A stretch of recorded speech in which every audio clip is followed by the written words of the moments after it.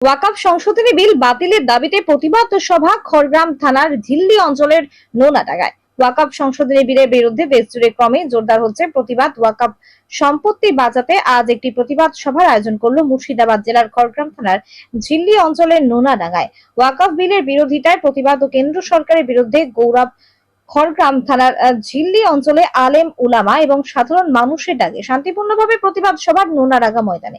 একই সঙ্গে সভা থেকে কেন্দ্রীয় সরকারের বিরুদ্ধে ক্ষোভ উগরে দেন বক্তারা। এদিন দূর দূরান্ত থেকে হাজার হাজার মানুষ প্রতিবাদ সভায় অংশ নেয়। এদিন উপস্থিত খড়গ্রাম ব্লক এলাকার উলামায়ে কেরামগণ। এই দিন প্রতিবাদ সভায় হাজার হাজার ইসলাম ধর্মাবলম্বী মানুষেরা ঝিল্লি অঞ্চলের নোনাডাঙ্গা ময়দানে শান্তিপূর্ণভাবে যোগদান করেন। সকলের বক্তব্য, আমরা কোনো মিছিল করব না, আমরা মৌখিকভাবে শান্তিপূর্ণ প্রতিবাদ সভা করব। খড়গ্রাম থেকে আকরাম রেজার রিপোর্ট, নিউজ এনজিএন।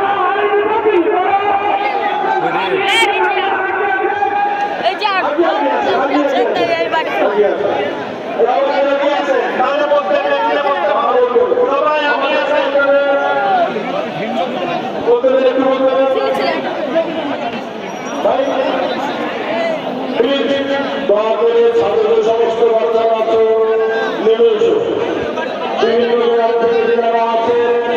একটু বেশি না, আমরা এত মেহনতকে কষ্ট পরিশ্রম করে আমরা যদি এখান থেকে আজকে কিছু না নিয়ে যেতে পারি তাহলে করে কোনো লাভ নাই। ওই আল্লাহ নিয়ে যেতে হবে। যারা মুসলিমদের নরসংগ্রামের হুমকি দিচ্ছে রোজ, সেই মানুষগুলো যারা বাবারা রৌরঙ্গদেবের অবলম্বনে মুসলিমদেরকে রোজ গালাগালি দিচ্ছে, তারা বলছে আমরা গরিব মুসলমানের স্বার্থে এই ওয়াকফ বিলটা নিয়ে এসেছি, আর আপনারা আমাদেরকে এটা বিশ্বাস করতে পারেন। আর আমরা যারা ধর্ম নির্বিশেষে, জাতি নির্বিশেষে রাস্তায় নেমে এই ওয়াকফ বিলকে রাস্তা আটকে দেওয়ার চেষ্টা করি, আমরা জানি আমরা যেদিন থেকে এই ফ্যাসিস্ট ক্ষমতায় বসেছিল 2014 সালে, সেদিন থেকে আমরা বলেছিলাম ওদের পূর্বপুরুষদের আক্রমণের লক্ষ্য ছিল ভারতবর্ষের সংবিধান, শুধু মুসলমানরা নয়, এই আরএসএস বিজেপির আক্রমণের প্রধান লক্ষ্য ভারতবর্ষের সংবিধান। আপনারা শুনবেন, শুধু এই জন্য নয় যে ভারতবর্ষের সংবিধানটাকে ধর্মনিরপেক্ষ সেকুলার।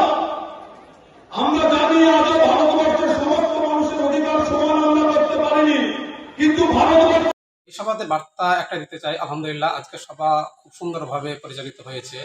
তার সঙ্গে সঙ্গে প্রশাসন আমাদেরকে অনেক সাহায্য করেছে এবং তার সঙ্গে সঙ্গে আমরা বলতে চাই যে আমাদের এখানে যেমনভাবে সভাটি পরিচালিত হয়েছে এবং যুবকবৃন্দ যেভাবে আমাদের সাথ দিয়েছে, সেই রকমভাবে প্রত্যেকটি জায়গায় এইরকমভাবেই হওয়া দরকার। সারা ভারতবর্ষে অনেক অনেক জায়গায় দাঙ্গা লেগে যাচ্ছে, হিন্দু মুসলমান হয়ে যাচ্ছে। এই কারণটাকে নিয়ে আমি এটাই বলতে চাইছি যে প্রত্যেকটা যুবক মুসলিম যেন এটাকে কোনো একটা বড় ইস্যু না করে দেয়। সুতরাং তারা যেন আবেগে না ভাসে এবং তার পার্শ্ববর্তী কোনো জাতিকে, কোনো ভাইদেরকে ভাঙচুর বা মারপিট এরকম যেন না করে। সুস্থ শান্তভাবে তাদেরকে এই আন্দোলন চালিয়ে যেতে হবে। যেহেতু এই আন্দোলন একটা লং টাইমের আন্দোলন, সুতরাং শান্তশিষ্টভাবেই চালিয়ে যেতে হবে যতক্ষণ পর্যন্ত না এই সরকার আমাদের কালা কানুনকে বাতিল না করে, এই অর্থাৎ এই বিলকে প্রত্যাহার না করে, ততক্ষণ পর্যন্ত আমাদেরকে আন্দোলন চালিয়ে যেতে হবে।